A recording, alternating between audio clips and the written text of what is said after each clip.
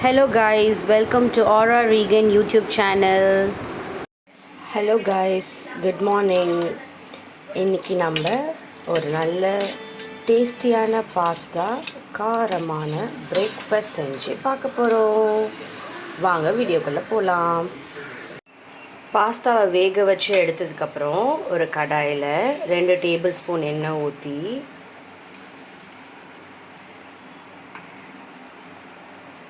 சில பேர் எக்கு கூட போட்டு செய்வாங்க. ஆனால் நாங்கள் எக்கு போடாமல் வெறும் காரமாக செய்ய போகிறோம். சீஸ் பாஸ்தா செய்ய போகிறோம். சீஸ் வந்து நம்ம லாஸ்ட்டாக ஆட் பண்ணிக்கலாம். கடுகு போட்டுப்பேன், சோம்பு, அது கூட கொஞ்சம் பச்சை மிளகா, காரத்துக்கு ஏற்ற மாதிரி போட்டுக்கோங்க, வெங்காயம்,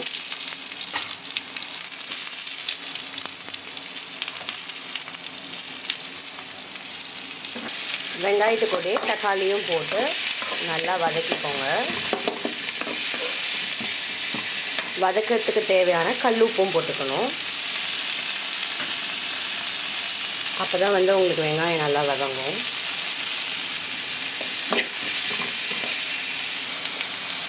அப்புறம் கொஞ்சமாக இஞ்சி பூண்டு பேஸ்ட்டு அந்த வாசனைக்காக அது நல்லா வதக்கிக்கோங்க. நல்லா வதங்கினதுக்கப்புறம் இதில் ஆட் த மசாலா.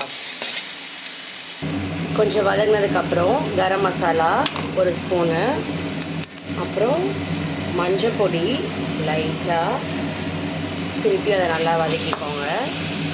அது கூட 1/2 ஸ்பூன் காஷ்மீரி மிளகாய். இப்போ இதை நல்லா வதக்கிக்கிட்டு அதுக்கப்புறம் நம்ம அதை ஆட் பண்ணணும்.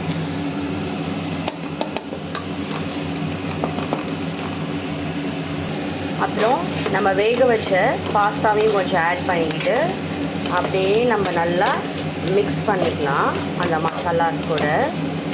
அது கூட லைட்டாக நம்ம பெப்பர், சீஸ் லாஸ்ட்டாக போட்டு இறக்குனா சுட சுட சீஸி பாஸ்தா ரெடி.